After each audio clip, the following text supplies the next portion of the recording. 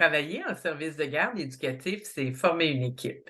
Et une équipe, bien, ça entretient des relations.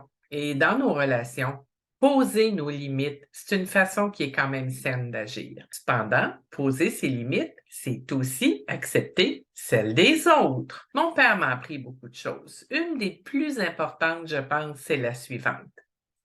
Fille, il m'appelait souvent comme ça. Fille, ta liberté se termine là où celle des autres commence. Autrement dit, quoi que tu fasses, tu dois tenir compte que tu as des gens qui t'entourent. Tu dois être vigilante aux dommages collatéraux de tes propres actes. Des paroles vraiment empreintes de sagesse. Il n'y a pas de place pour le je me moi dans cette vision des choses. C'est la philosophie du nous, ce qui ne signifie pas pour autant de s'oublier. Mais parfois, la ligne séparatrice est très mince. C'est pourquoi on dit de tourner notre langue 7 fois avant de parler. Tu as déjà entendu parler de ça? Ce qu'on dit peut être interprété au moins de 10 façons différentes. Alors, soyons clairs dans notre intention lorsque les mots sortent de notre bouche.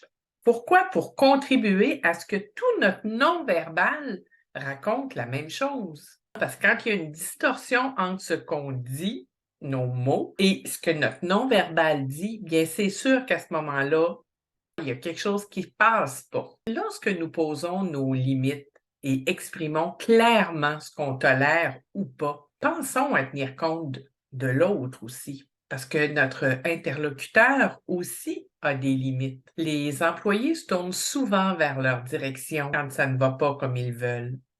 Mais la direction peut s'assurer que les échanges demeurent cordiaux, qui sont empreints de civilité. Cette situation-là m'est arrivée à quelques reprises. Je me retrouvais avec 2 employés assis en face de moi et qui s'attendent de part et d'autre que je règle leur conflit. Pourtant, le rôle de la direction, c'est pas d'être un juge, c'est pas de donner raison à un, tort à l'autre, non, pas du tout. C'est vraiment de s'assurer que les relations demeurent correctes, qu'elles demeurent polies, qu'elles demeurent saines le plus possible.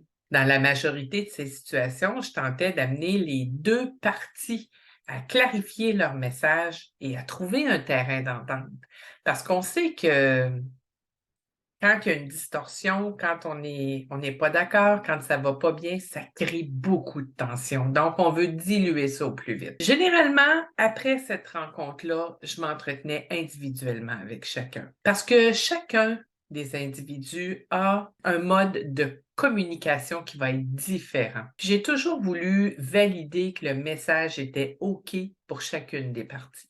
Tout au long de ma gestion, j'ai toujours priorisé de prendre soin de la relation. Je dirais que ça a bien fonctionné la majorité du temps. Tout au long de ces années-là, à titre de directrice, le prendre soin de la relation a été mon modus operandi. Parce qu'on est tous des humains et à mon sens, c'est ça qui est le plus important. Naviguer selon la différence de chacun, voir la complémentarité entre les individus dans une équipe. Essayer de comprendre que les besoins de l'un sont différents des besoins de l'autre. Amener les gens à se côtoyer avec respect. Et oui, avec tous les malgrés. En fait, je souhaite à chacun de trouver le juste milieu entre ce que je veux et ce que l'autre veut.